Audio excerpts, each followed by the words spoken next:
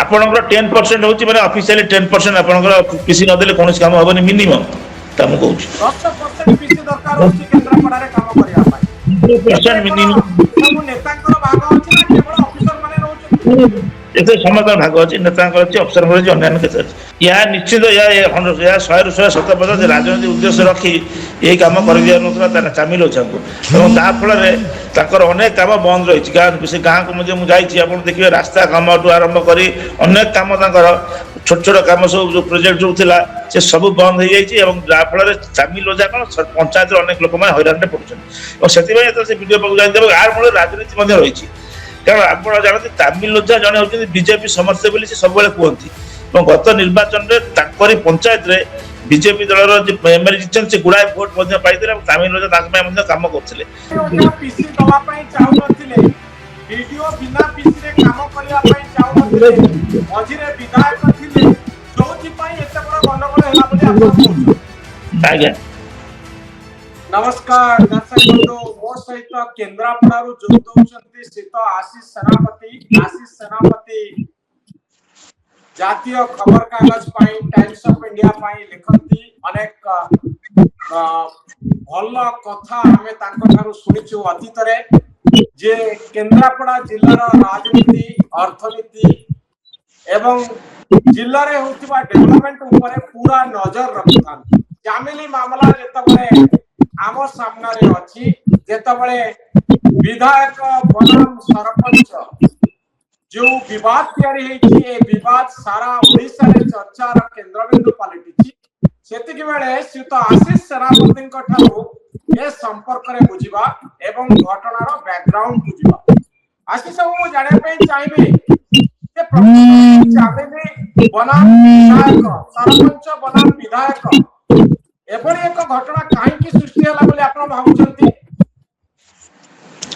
देखो प्रथम कथा चामिली ओझा जड़े महिला सरपंच एवं केन्द्रापड़ा जिला एवं राज्य रे अनेक महिला सरपंच माने अच्छा जो माने निजे काम करते स्वामी बा भाई बापा माँ करते कि चामिली ओझा जड़े शिक्षित महिला सी पंचायत सब कम से निजे करते सब दुआ दापड़ा कर व्यक्तिगत भाव मुझे जानी एवं ये घटनार मसे आगुरी जो आज जो गुरुवार दिन गत गुरुवार दिन जो माड़ है तार मसे आगे जोटा कि विशेष लोग जानी ना सी पंचायत रे सरकारी जमी रे किसी गरीब लोक घर करते छोट छोट घर कर कुड़िया कर रोते भांगा तहसिलदार निर्देश आडिशनाल तहसिलदार और पुलिस फोर्स आसते से चामिल ओझा एवं नेतृत्व में अनेक महिला माने पुलिस आगे धारणा देते से गाड़ी अटकई जहाँफल से आडिशनाल तहसिलदार जी आसते सी पलि जाते प्रशासन तरफ क्षिप्त ये प्रथम कथा। द्वितीय कथा पंचायत जितक उन्नति काम होती सब वीडियो सब बिल पास हुए वीडियो देले ना जोटा कि मुख्य कारण है जहाँफल चामिल ओझा असुविधा पड़ा घर आगे कंट्राक्टर और अन्य मैंने सब पहुंचले आम कम कर पैसा दियो सरपंच तो पैसा दबनी आप प्रोसेसटा सिस्टम जानी बिल हम जेई आसब जेई बिल दब बिल देला वीडियो पाक जीव अनेक समय वीडियो माने एमएलए चिठा अनुसार करती यही सब घटना नहीं अनेक कंट्राक्टर मैंने अन्य जो व्यक्ति मैंने काम करते वीडियो पाक ये जाते वीडियो पाक से रेगुलर जाती जड़े वीडियो पाक गला माने अफिसर को सी गाड़ी गुलज करना सोधासोधी करना पार्तुंड पार्तुंड हवा स्वाभाविक। निर्दिष्ट प्रश्न ए पूरा मामला रे आपण सत्य भाबुचंती कि जानी सुनी उद्देश्य प्रणोदित भाव रे चामिली ओझा को पंचायत रे काम करबा पई बाधा सृष्टि करा जाउतिला तांको लोकंकर जो माने कॉन्ट्रैक्टर थिले तांको पैसा दिया जाउ नथिला उद्देश्यमूलक भाव रे राजनीतिक उद्देश्य रखी ए सब काम करा जाउतिला। यह निश्चित 100% राजनीतिक उद्देश्य रखी यही कम कर चामिल ओझा को फल अनेक काम बंद रही से गाँव को मुझे मुझे आप देखिए रास्ता कामठू आरंभ कर अनेक काम छोट छोट काम सब जो प्रोजेक्ट जो ଥିଲା से सब बंद हो जाए जहाँफल चामिल ओझा कौन पंचायत अनेक लोक हईराण पड़ुं से वीडियो पाक जाए आर मूल राजनीति रही କାରଣ ଆପଣ ଜାଣନ୍ତି ତାମିଲ ଓଝା ଜଣେ ହଉଛନ୍ତି ବିଜେପି ସମର୍ଥକ ବୋଲି ସେ ସବୁବେଳେ କୁହନ୍ତି ଏବଂ ଗତ ନିର୍ବାଚନରେ ତାଙ୍କରି ପଞ୍ଚାୟତରେ ବିଜେପି ଦଳର ଏମଏଲଏ ଜିତିଛନ୍ତି ସେ ଗୁଡାଏ ଭୋଟ ମଧ୍ୟ ପାଇଥିଲେ ଏବଂ ତାମିଲ ଓଝା ତାଙ୍କ ପାଇଁ ମଧ୍ୟ କାମ କରୁଥିଲେ। କଣ ପାଇଁ ତାଙ୍କ ଭିତରେ ଦ୍ୱନ୍ଦ୍ୱ ହେଲା ସେ ବିଷୟରେ ବ୍ୟକ୍ତିଗତ ଝାମେଲା ଭିତରକୁ ଆମେ ପଶିବା ଅନୁଚିତ କିନ୍ତୁ ପରବର୍ତ୍ତୀ ଅବସ୍ଥାରେ ବିଧାୟକ ସହିତ ତାଙ୍କର ସମ୍ପର୍କ ତିକ୍ତ ହେଲା। ତାମିଲ ଓଝା ଦାବି କରୁଛନ୍ତି ଯେ ଯୋଉଟା ସେ ଖୋଲାଖୋଲି ମତେ ସମସ୍ତଙ୍କୁ ମଧ୍ୟ କହିଛନ୍ତି ଯେ ବିଧାୟକ ତାଙ୍କୁ ମାସକୁ କହିଲେ ତୁ ଲକ୍ଷେ ଟଙ୍କା ମତେ ଟଙ୍କା ଦେଲେ ତୋର ସବୁ କାମ ସବୁ ମୁଁ କରିବି, ଯୋଉଟା କି ସମ୍ପୂର୍ଣ୍ଣ ଅସମ୍ଭବ। ଅବଶ୍ୟ ବିଧାୟକ ଏହାକୁ ଅସ୍ୱୀକାର କରୁଛନ୍ତି ଏଭଳି କିଛି ଘଟଣା ଏଭଳି ମୁଁ କହିନି, ତେଣୁ ସେ ତ ଅଲଗା ଜିନିଷ ତାମିଲ ଓଝା କହୁଛନ୍ତି ବିଧାୟକ ମନା କରୁଛନ୍ତି, ସେଟା ଆମ ତା ଦେହରେ ପଶିବା ଦରକାର ନାହିଁ। କିନ୍ତୁ ଏହା ସତ୍ତ୍ୱ ଯେ କେବଳ ତାମିଲ ଓଝା ନୁହଁ ଅନେକ ପଞ୍ଚାୟତରେ ବର୍ତ୍ତମାନ ଏବେ କାମ କରାଯାଉଛି ତାକୁ ବର୍ତ୍ତମାନ ବିଡିଓ ଏବଂ ଏମଏଲଏ ମାନେ ଏବଂ ଯୋଉ ଶାସକ ଦଳର ନେତା ମାନେ ଏମାନେ ସବୁ ସେଠି ଅବଷ୍ଟ୍ରକ୍ସନ କରୁଛନ୍ତି, ଏଥିରେ କୌଣସି ତିଳ ମାତ୍ର ସନ୍ଦେହ ନାହିଁ। ଏବଂ ସେମାନେ କେବେ ସେଠି କେନ୍ଦ୍ରାପଡ଼ା ମ୍ୟୁନିସିପାଲିଟିରେ ମଧ୍ୟ ସେୟା ହଉଛି। ତ କେନ୍ଦ୍ରାପଡ଼ା ମ୍ୟୁନିସିପାଲିଟି ଯେହେତୁ ବିଜେଡି ଦଳ ପରିଚାଳିତ ସେଠାରେ ମଧ୍ୟ କୌଣସି କାମ ହେଇପାରୁନି ଏବଂ ବିଲ୍ ପାସ୍ ହେଇପାରୁନି। କେନ୍ଦ୍ରାପଡ଼ା ମ୍ୟୁନିସିପାଲିଟି କାମ ହେଇପାରୁନି। ଯେତେବେଳେ ଆପଣଙ୍କର ଧରନ୍ତୁ ମୁଁ ଗୋଟେ ଉଦାହରଣ ଦଉଛି କେନ୍ଦ୍ରାପଡ଼ା ମ୍ୟୁନିସିପାଲିଟି କଥା ମୁଁ କହୁଛି, କେନ୍ଦ୍ରାପଡ଼ା ମ୍ୟୁନିସିପାଲିଟିରେ ଯୋଉ କାମ ସବୁ ଆସୁଛି ହେଇଯାଇଛି ଆଗରୁ ତାକୁ ଜେଇ ଆପ୍ରୁଭ କରିବ, ଜେଇ ଆପ୍ରୁଭ କଲା ପରେ ଏକ୍ଜିକ୍ୟୁଟିଭ ଅଫିସର ପାଖକୁ ଯିବ, ଏକ୍ଜିକ୍ୟୁଟିଭ ଅଫିସର କଲେକ୍ଟର ପଚାରିବ, କଲେକ୍ଟର ପିଡିଡିଆର ମିଶିକି କାମ କରିବେ। ବର୍ତ୍ତମାନ ଏକ୍ଜିକ୍ୟୁଟିଭ ଅଫିସର ତିନିଟା ଯାଇଥିଲେ ତାକୁ ଫାଇନାନ୍ସିଆଲ ପାୱାର ଦିଆଯାଇନଥିଲା, ଏବେ 8 ଦିନ ତଳେ ଦିଆଯାଇଛି।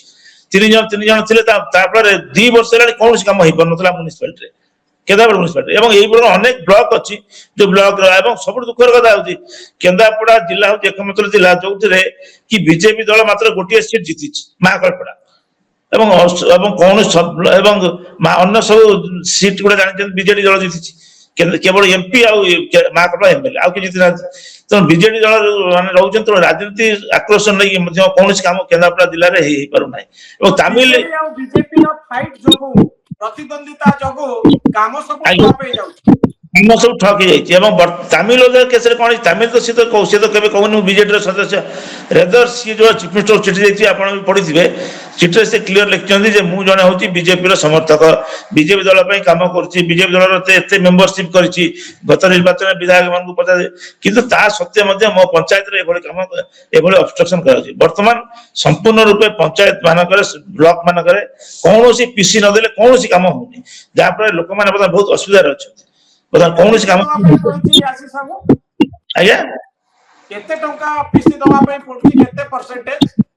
ଆପଣଙ୍କର 10% ହଉଛି ମାନେ ଅଫିସିଆଲି 10% ଆପଣଙ୍କର ପିସି ନଦେଲେ କୌଣସି କାମ ହବନି ମିନିମମ୍ ତା ମୁଁ କହୁଛି 10% ପିସି ଦରକାର ହଉଛି କେନ୍ଦ୍ରାପଡ଼ାରେ କାମ କରିବା ପାଇଁ। ଏଥିରେ କଣ ସବୁ ନେତାଙ୍କର ଭାଗ ଅଛି ନା କେବଳ ଅଫିସର ମାନେ ରହୁଛନ୍ତି? ଏଥିରେ ସମସ୍ତଙ୍କ ଭାଗ ଅଛି, ନେତାଙ୍କର ଅଛି, ଅଫିସରଙ୍କର ଅଛି, ଅନ୍ୟାନ୍ୟ କେତେ ଅଛି। ମୁଁ ଆପଣଙ୍କୁ ଗୋଟେ ଛୋଟିଆ ଉଦାହରଣ ଦଉଛି ଯେ ଗୋଟେ ଦଳିତ ଲୋକ ଯଦି ତା ଜମି ବିକିବା ପାଇଁ ଯାଉଛି ତାହେଲେ ତାକୁ ମଧ୍ୟ ବହୁତ ହଇରାଣ କରାଯାଉଛି, ପରମିଶନ ଦରକାର, ତାଠୁ ମଧ୍ୟ ଅନେକ ଟଙ୍କା ନିଆଯାଉଛି ଏବଂ ଯାହା ଫଳରେ ଗୋଟେ ଲୋକ କଲେକ୍ଟର ଅଫିସ ଭିତରେ ସୁଇସାଇଡ କଲା।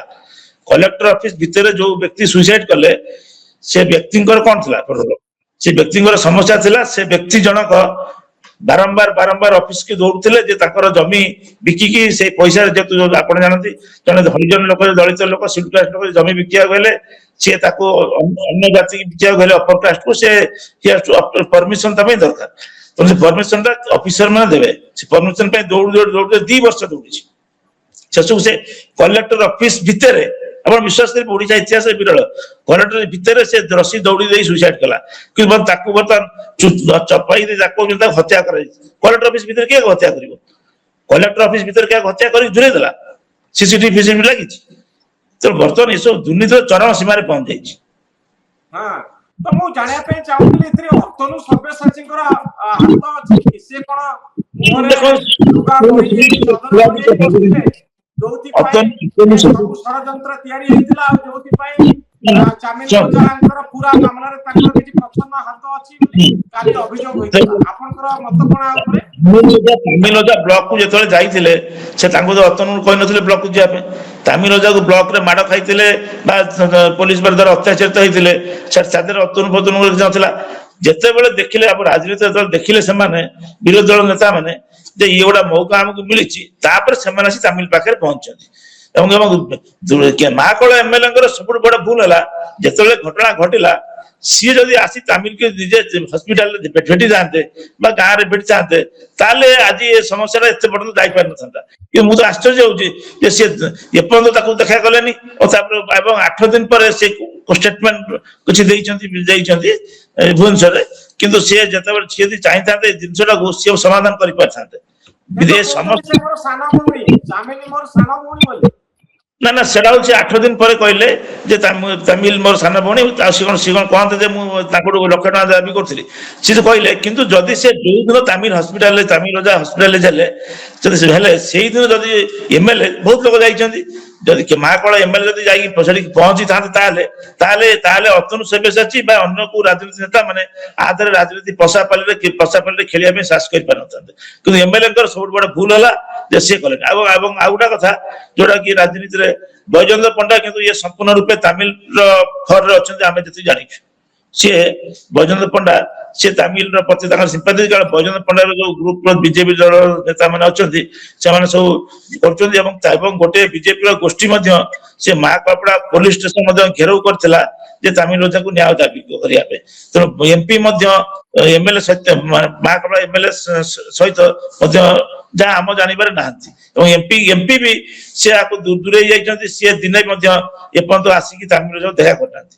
କେବଳ ବିଜେପିର ନେତ୍ରୀ ଅର୍ଚ୍ଚନା ନାୟକ ଏବଂ ମହିଳା ଯୋଉଟା ଆମର ମହିଳା କମିଶନର ସେ ତ ବିଜେପି ନେତ୍ରୀ କୁହାଯିବନି ମହିଳା କମିଶନର ଯିଏ ସଦସ୍ୟ ଅଛନ୍ତି ଆଗରୁ ବିଜେପିର ବହୁତ ଟାଣୁଆ ନେତ୍ରୀ ଥିଲେ କଳ୍ପନା ମଲ୍ଲିକ ଏଇ 2 ଜଣ ବ୍ୟକ୍ତି ତାଙ୍କୁ ଯାଇ ଦେଖା କରିଛନ୍ତି ମାନେ ବିଜେପି ଦଳ ସହିତ ସମ୍ପର୍କ ଥିବା ଅର୍ଚ୍ଚନା ନାୟକ ପୂର୍ବତନ ଏମପି ଏବଂ କଳ୍ପନା ମଲ୍ଲିକ ଏମାନେ ଯାଇ ଦେଖା କରିଛନ୍ତି। ଅନ୍ୟ କୌଣସି ବିଜେପିର ନେତା ବା ବିଜେପିର କୌଣସି ସପୋର୍ଟର ମାନେ ଯାଇନାହାନ୍ତି। ମହାକାଳ ଏମଏଲଏ ଥରେ ଯାଇକି ଭିଡିଓଙ୍କର ଭୂମିକା କଣ? ଭିଡିଓ କୋଉ ଭୂମିକାରେ ଅଛନ୍ତି ମହାକାଳପଡ଼ାରେ? ଭିଡିଓ ଯିଏ ହଉଛନ୍ତି ସିଏ ତାଙ୍କ ଘର ହଉଛି କେନ୍ଦ୍ରାପଡ଼ା ଜିଲ୍ଲା।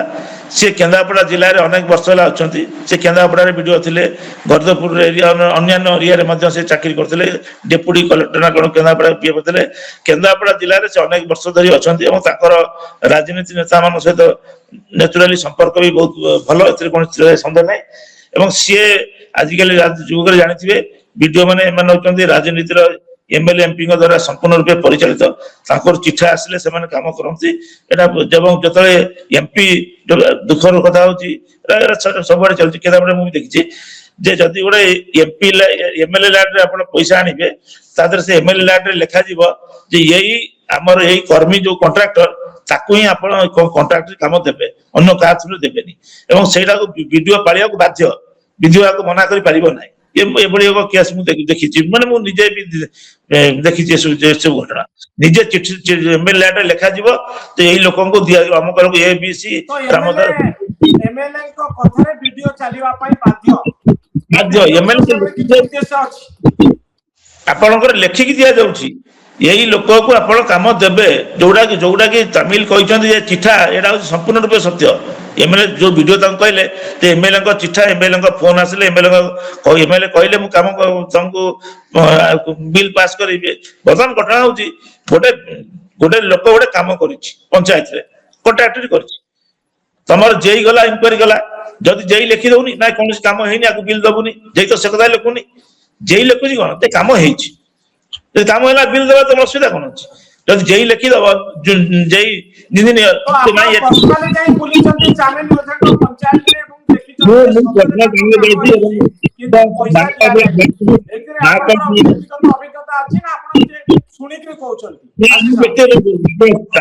ଚାମିଲି ଓଦାର ଯୋଉ ପଞ୍ଚାୟତ ଇଏ ଏକ ଉନ୍ନତ ଗାଁ ଆପଣଙ୍କର ନ୍ୟାସନାଲ ହାଇୱେ କରରେ ଯୋଉ ପାରାଦୀପ ଯିବେ କେନ୍ଦ୍ରାପଡ଼ାରୁ ପାରାଦୀପ ଯିବେ ପାରାଦୀପ କର ନ୍ୟାସନାଲ ହାଇୱେ କରରେ ସେ ଗାଁଟି ଏବଂ ସେ ଗାଁରେ ଆପଣଙ୍କର ବହୁତ ଲୋକଙ୍କର ଆର୍ଥିକ ପରିସ୍ଥିତି ଭଲ ଅନେକ ଟ୍ରକ୍ ମାଲିକ ମାନେ ସେ ଗାଁରେ ଅଛନ୍ତି ଏବଂ ଅନେକ ମତ୍ସ୍ୟଜୀବୀ ମାନେ ଅଛନ୍ତି ଯୋଉମାନଙ୍କର ମାଛ ବେପାର ପାରାଦୀପ ଏବଂ ଅନ୍ୟାନ୍ୟ ଅଞ୍ଚଳରେ ଅଛି ସେମାନଙ୍କ ଟ୍ରଲର ଅଛି ସେମାନେ ଅନ୍ୟାନ୍ୟ ବିତ୍ତଶାଳୀ ବ୍ୟକ୍ତି ମାନେ କିଛି ଅଛନ୍ତି ତେଣୁ ସେମାନଙ୍କର ସେଇଭଳି ଏକ ପଞ୍ଚାୟତରେ ତାମିଲ ହେଉଛି ଏବଂ ଶିକ୍ଷିତ ଲୋକ ସେଠି ବହୁତ ଅଛନ୍ତି ସେ ଅଞ୍ଚଳରେ ଏବଂ ସେ ଅଞ୍ଚଳର ସରପଞ୍ଚ ହଉଛନ୍ତି ତାମିଲ ଓଝା ଏବଂ ତାମିଲ ଓଝା ନିଜେ ସେ ସବୁ କାମ କରନ୍ତି ତାଙ୍କ ଭାଇ ତାଙ୍କ ମୋଟରସାଇକେଲ ବସି ନେଇକି ଯାଏ କିନ୍ତୁ ଭାଇ କୋଉ ଇଣ୍ଟରଫିୟର କରେ ନା।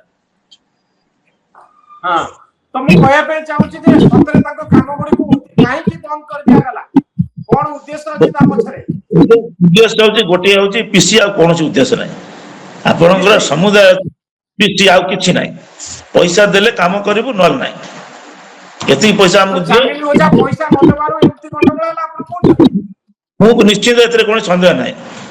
ତାମିଲ ପଇସା ବର୍ତ୍ତମାନ ନଦେଲେ କୌଣସି କାମ ହବନି।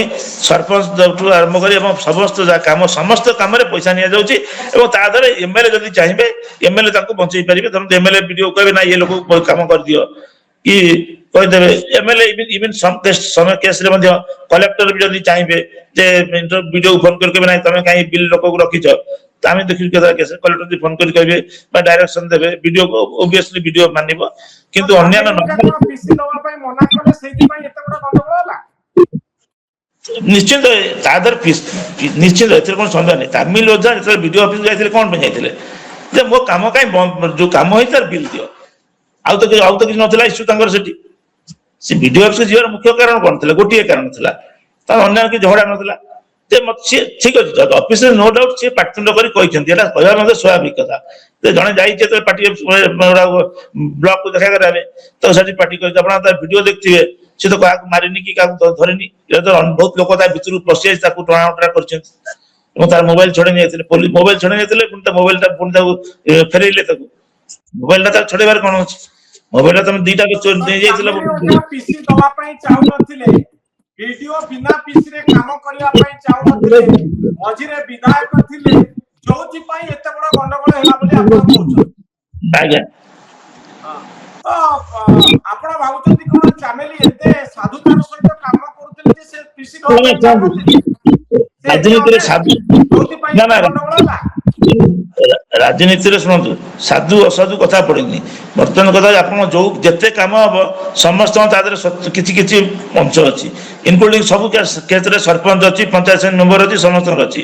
କିନ୍ତୁ ଏସବୁ ପରେ ମଧ୍ୟ ବିଲ୍ ଟା ଯଦି ବିଲକୁଲ ନ ମିଳିବ ତାହେଲେ କଣ ହବ? ଆପଣଙ୍କର ଧରନ୍ତୁ ଗୋଟେ କଣ୍ଟ୍ରାକ୍ଟର କାମ କଲା, ରାସ୍ତାଟି ତିଆରି କଲା 5 ଲକ୍ଷ ଟଙ୍କା। ଧରନ୍ତୁ ସେ ଗୋଟେ ମୁଁ ଉଦାହରଣ ଦଉଛି, ସରପଞ୍ଚଙ୍କୁ ସେ 10,000 ଟଙ୍କା କି 50,000 ଟଙ୍କା ଦେଲା। କିନ୍ତୁ ତାର ଅଲ୍ଟିମେଟଲି କଣ୍ଟ୍ରାକ୍ଟର ଏମ୍ କଣ? ଯେ ମୁଁ କେମିତି ମୋ ବିଲ୍ ଟା କ୍ଲିୟର ହବ, ମୁଁ ପଇସାଟା ପାଇବି। ମୁଁ କାମ କରିଛି ଏବଂ ସମସ୍ତଙ୍କୁ ପଇସା ମଧ୍ୟ ଦେଇଛି। ଯେତେବେଳେ ଲାଷ୍ଟ ମୋମେଣ୍ଟ ଯେତେବେଳେ ହଉଛି ଦେଖୁଛି ପଇସାଟା ପାଇପାରୁନି, ତାହେଲେ ସେ କଣ କରିବ?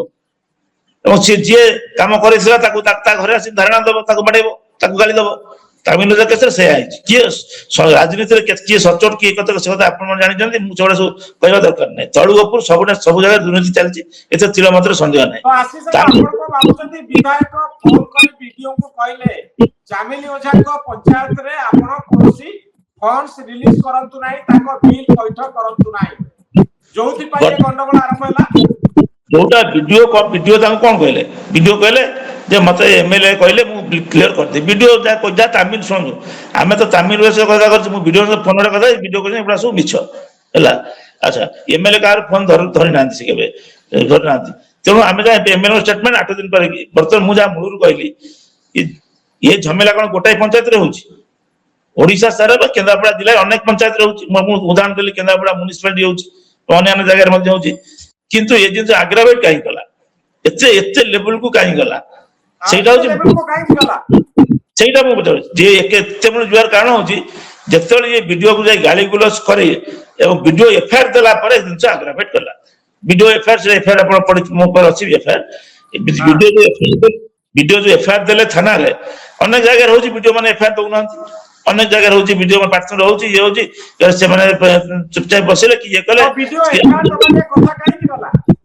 ବିଡିଓ ଯେହେତୁ ତାମିଲ ଯାଇଛନ୍ତି ପାର୍ଟିତୁଣ୍ଡ କଲେ ଯେ ମୋର ବିଲ୍ ଫିଲ୍ ଇଏ କରନ୍ତୁ, ଏବଂ ସେଠି ମଧ୍ୟ କିଛି ବ୍ୟକ୍ତି ମାନେ ଥିଲେ ଯୋଉମାନେ ତାମିଲ ବିରୋଧ କରି ତମେ କାହିଁ ପାର୍ଟି କରୁଛ, ତମେ କିଏ ପାର୍ଟି କରୁଛ, ଏବଂ ଯୋଉଟା ଭିଡିଓ ଆପଣ ଦେଖିଥିବେ ସେମାନେ ଭିଡିଓ ସପକ୍ଷରେ କହିଲେ। ସେଠି ତ ପାର୍ଟିତୁଣ୍ଡ ବହୁତ ଜୋରସୋରରେ ସେଠି ପାର୍ଟିତୁଣ୍ଡ ହେଇଛି। ପାର୍ଟିତୁଣ୍ଡ ଟାଣିକି ଯେତେବେଳେ ବାହାରକୁ ଆଣିଛନ୍ତି, ସେତେବେଳେ ବିଡିଓ ଥାନାକୁ ଫୋନ କରି କହିଲେ ଯେ ମୋ ଅଫିସରେ ଗଣ୍ଡଗୋଳ ହଉଛି। ଥାନା ବାଲାଙ୍କର ମାନେ ତାକୁ ଧରିକି ନବାରେ ଥାନା ବାଲାଙ୍କର ବିଶେଷ ଭୁଲ ନାହିଁ। କାହିଁକିନା ଜଣେ ବିଡିଓ ଏଫଆଇଆର ଦଉଛି, ଓବିୟସଲି ପୋଲିସର କାମ ହଉଛି ତାକୁ ଆରେଷ୍ଟ କରିବା। ବିଡିଓ ଏଫଆଇଆର ବେଳେ ଆରେଷ୍ଟ ତ କରିନେଲେ। ଭିଡିଓ ଏତେ ରାଗିଲେ କାହିଁକି? ଏଫଆଇଆର କାହିଁକି ଦେଲେ? କାରଣ କଣ? ତାମିଲ ଓଝା ତାଙ୍କୁ ଗାଳି ଗୁଲଜ କରିଛନ୍ତି।